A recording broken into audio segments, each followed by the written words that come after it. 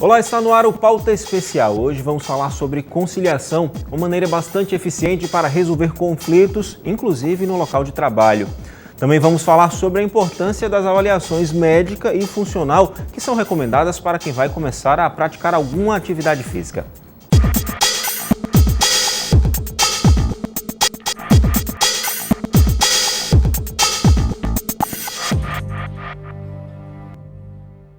E de repente, o local de trabalho se torna um campo de batalha. Conflitos são comuns nesse ambiente e precisam ser solucionados para que não atrapalhem o desenvolvimento das atividades e também a produtividade do funcionário. Uma boa saída para isso é a conciliação e quem vai explicar melhor para a gente é a advogada Lavínia Cavalcante. Doutora, bem-vinda ao nosso programa. Bom, de um modo geral, conflitos no trabalho, eles são comuns? São muito comuns. Na verdade, Luiz, os conflitos eles são naturais ao ser humano. E é algo que a gente precisa, a primeira coisa a aprender para quem lida com conciliação e mediação, é que os conflitos são naturais. Só que existem diversas formas de lidar com o conflito. Existem as formas pacíficas e as formas violentas. A nossa sociedade ela é uma sociedade que por si só estimula e desenvolve mais técnicas violentas de solução de conflitos. Então, nós não temos uma sociedade empoderada em que as pessoas aprenderam a lidar pacificamente com os conflitos. Então, esse é o problema do conflito, não é o conflito em si, mas a forma como a gente lida com o conflito. E aí, no ambiente de trabalho, nós temos várias possibilidades de conflitos. E essas possibilidades, a gente tem a possibilidade de resolver de maneira violenta, né, de uma maneira sem ser necessariamente violenta, mas não adequada, né? Às vezes a gente deixa para lá, é o que a gente chama de remédio caseiro na mediação. A gente deixa para lá, achando que aquilo ali vai sozinho desaparecer e vamos viver bem depois. E não acontece isso muitas vezes, o conflito permanece, a mágoa, a insatisfação, e isso só piora a situação. E acaba prejudicando, né? Até a conduta daquele profissional, o relacionamento dele ali dentro do trabalho fica complicado, tem que resolver, né? Exatamente. E na verdade, muitas vezes as pessoas terminam fugindo, que é outro remédio que a gente chama caseiro, é a fuga do conflito. E é por isso que 70% das pessoas, no ambiente de trabalho, 70% das pessoas que saem do trabalho, saem por motivos de conflitos, porque não conseguem lidar com outras pessoas, lidar com os conflitos presentes naquele ambiente. E isso acontece, isso foi uma pesquisa no ambiente privado. No ambiente público, isso se agrava mais, por quê? Porque as pessoas não têm como sair, são concursadas.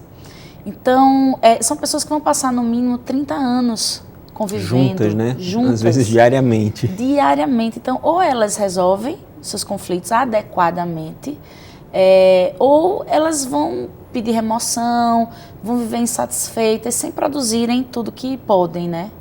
Existe uma preocupação em se resolver esse tipo de conflito? Eu falo até no âmbito mais... Eu estou voltando, na verdade, mais para o âmbito público, nesse caso, de gestão, de direção. As pessoas se preocupam com isso ou é um tabu? Na verdade, na sociedade como um todo, a gente não se preocupa em resolver conflitos. É uma cultura nossa. A gente se preocupa até quando a gente está conversando com alguém que tenta resolver um conflito com a gente, é muito comum a gente não escutar essa pessoa. É um comportamento meio bélico, né, que o ser humano tem. Então, ao invés de você tentar compreender a perspectiva daquela pessoa, o normal quando a pessoa fala é você ficar imaginando um modo de responder ao que está sendo dito, sem absorver as necessidades, os interesses daquela pessoa.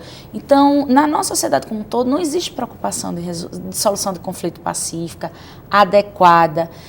E isso, a lei da mediação, foi um grande acalento para esses profissionais mediadores que tentam e têm esperança de ver um país mais pacífico, um país mais emocionalmente inteligente, porque os conflitos também não acontecem só no ambiente de trabalho.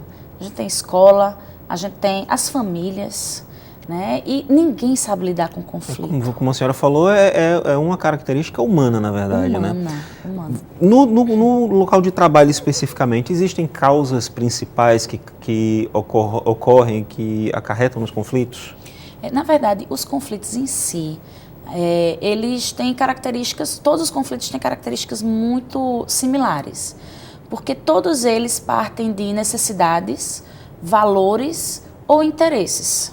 Então, por exemplo, se você valoriza a sua família e alguém tenta atingir sua família, é motivo para iniciar um conflito. Se você valoriza a sua profissão e alguém tenta lhe denegrir a sua imagem enquanto profissional, isso é motivo para iniciar um conflito.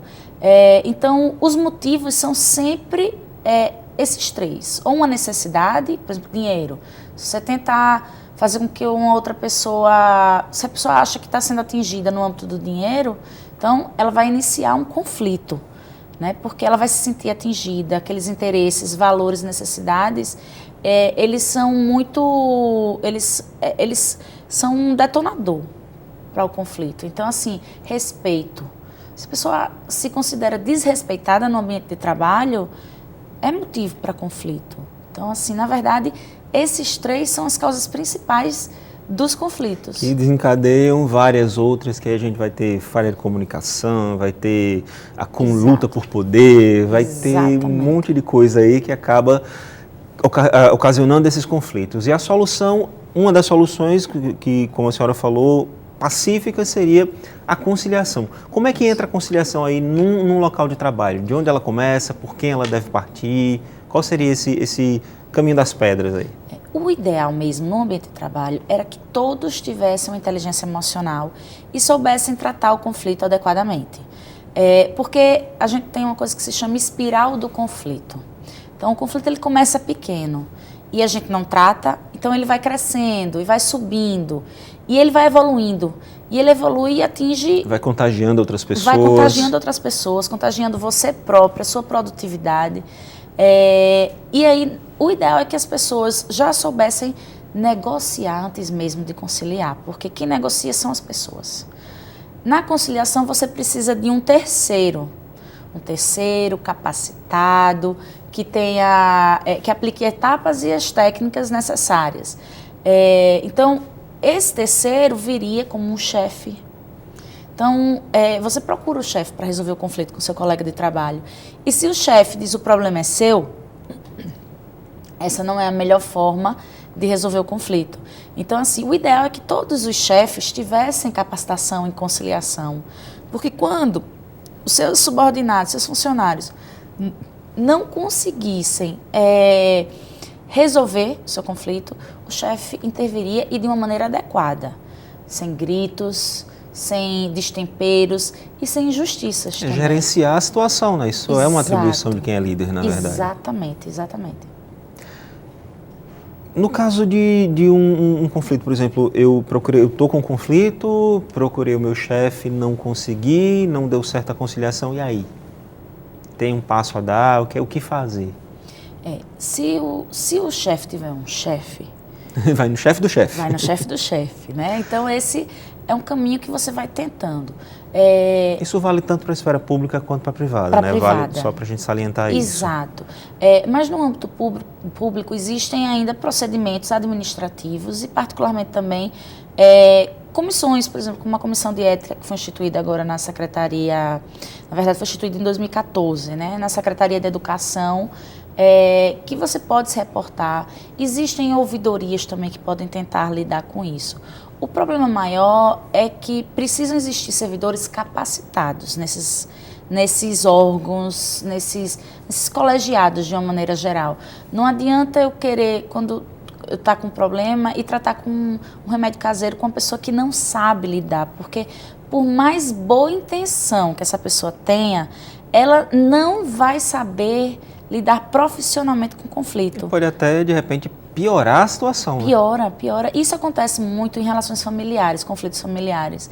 Quando o casal ele decide procurar um terceiro, eles vão para o padrinho de casamento, para a madrinha de casamento.